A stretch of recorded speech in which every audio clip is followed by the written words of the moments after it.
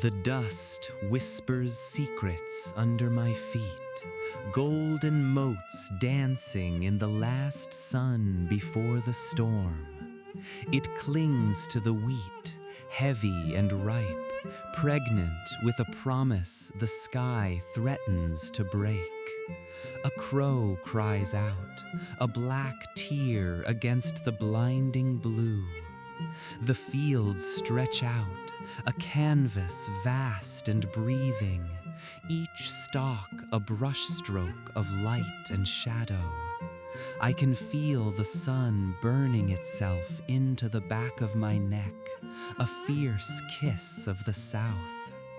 There is a stillness here, a quietude that hums with the energy of life about to burst.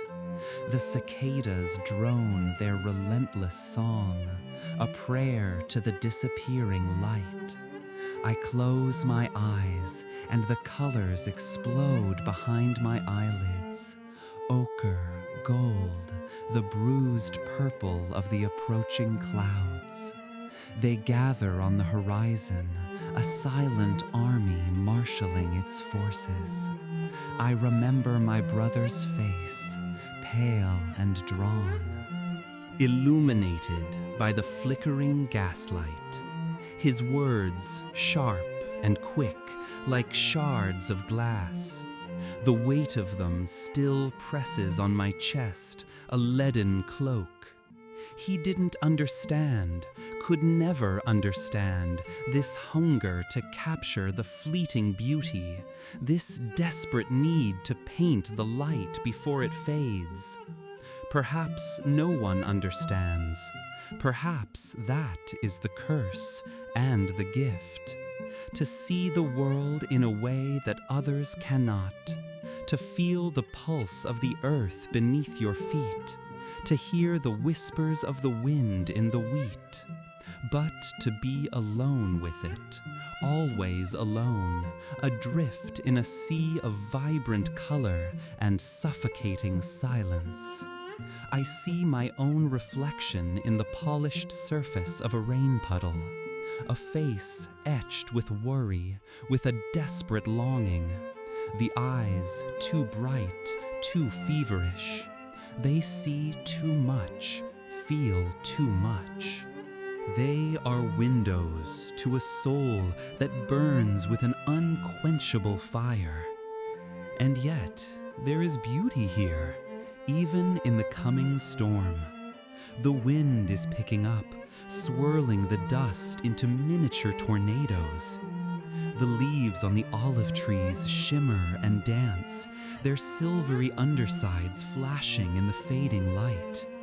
The air is thick with the scent of rain and earth, a primal aroma that awakens something deep within me. I pick up a handful of soil, crumble it between my fingers. It is rich and dark, teeming with life. The earth, the sun, the sky, they are all connected, all part of the same eternal dance. And I, a small, insignificant speck, am part of it too. There is comfort in that, a strange and unexpected solace. To know that even in the midst of suffering, even in the face of despair, there is still beauty to be found. There is still hope. The hope that the storm will pass, that the sun will return, that the colors will once again explode with renewed vibrancy. I think of the sunflowers, their faces turned towards the light, even as they wither and die. They are a reminder that even in death there is beauty, even in darkness there is light. We must hold on to that light, no matter how faint, no matter how flickering. It is the only thing that sustains us. The first drops of rain begin to fall, fat and heavy. They splatter on the dusty ground, leaving dark, ephemeral stains. The air crackles with electricity. The storm is almost upon us. I stand here in the middle of the field, and I feel a strange sense of peace, a surrender. Let the storm come. Let it wash away the pain, the loneliness, the despair. Let it cleanse the earth and prepare it for new life. I close my eyes and I raise my face to the sky. I can taste the rain on my lips, a bitter, cleansing sacrament. The last sun before the storm. A fleeting moment of grace, of beauty, of hope. A promise whispered on the wind. The wind whips around me, a frantic dance through the tall grass.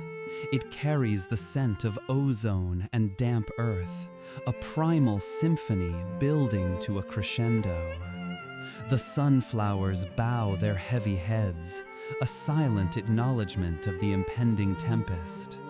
They know, these patient sentinels, the rhythm of the earth, the language of the sky. They have seen countless storms come and go, each one leaving its mark, each one a necessary act of renewal. I feel a kinship with them, these tenacious flowers. We both yearn for the light. We both struggle against the darkness. We both bear the scars of the wind and the rain.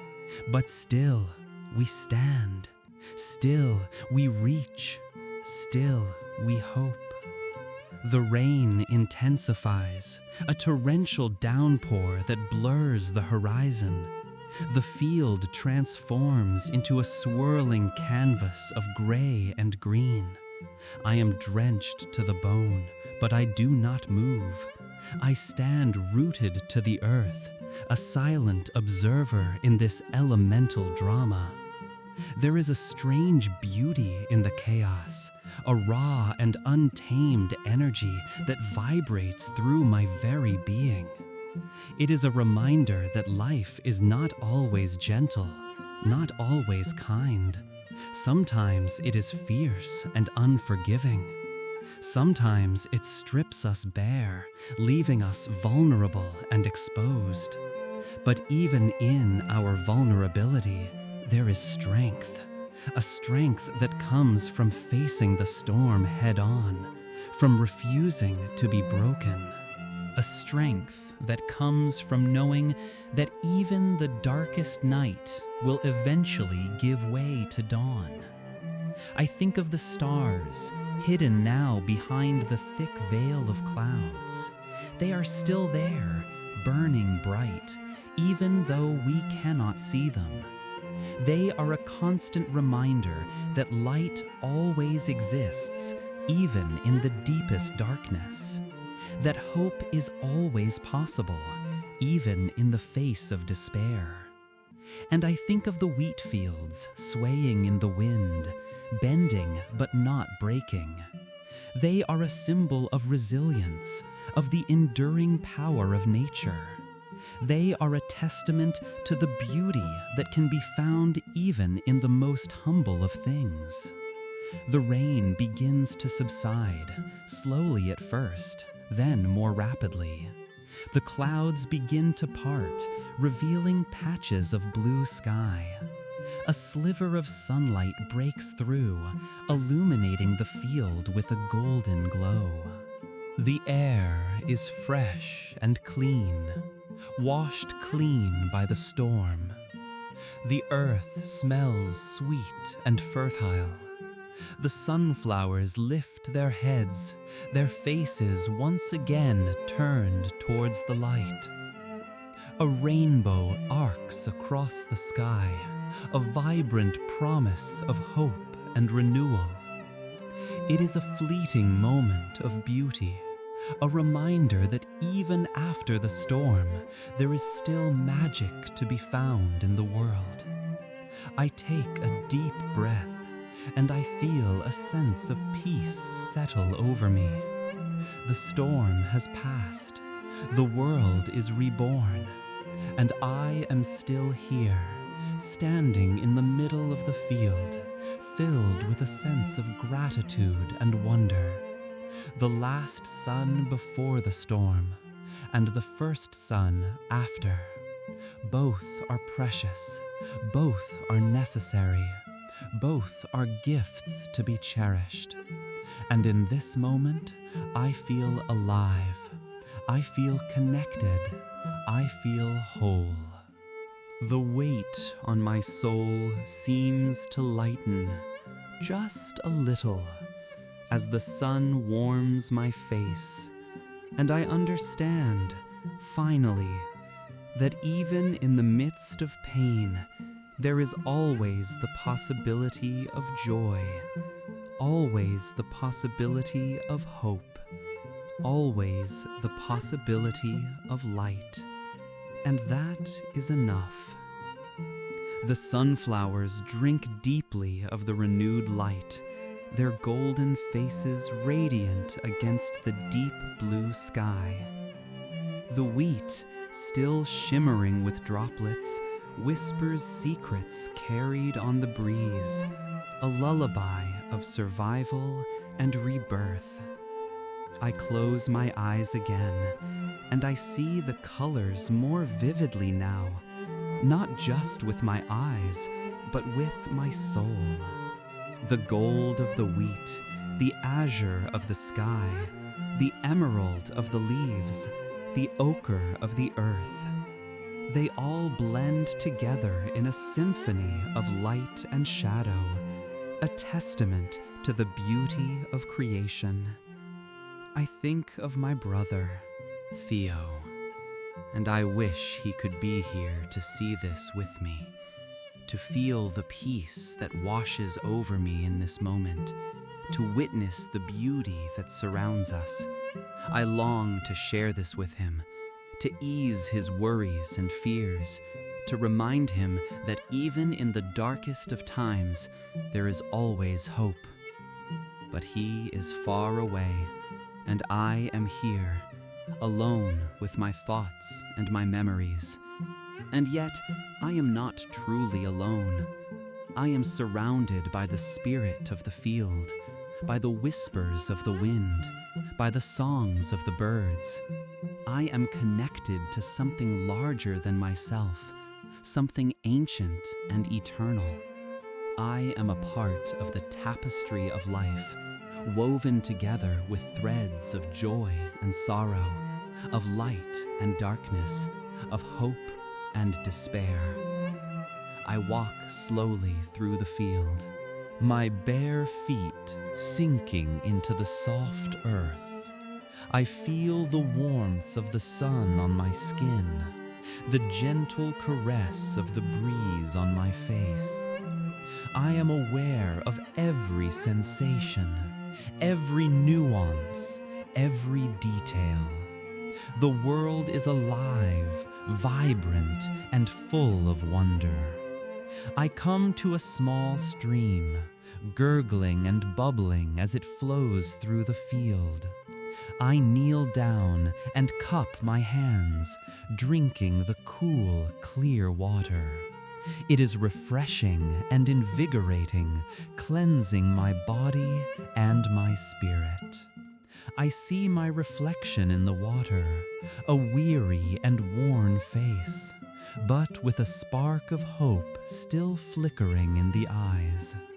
I smile, a small, hesitant smile, but a smile nonetheless. It is a sign of surrender, of acceptance, of peace. I am no longer fighting against the darkness, but embracing the light.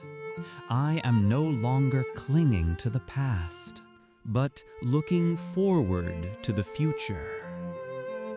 The sun begins to set, casting long shadows across the field.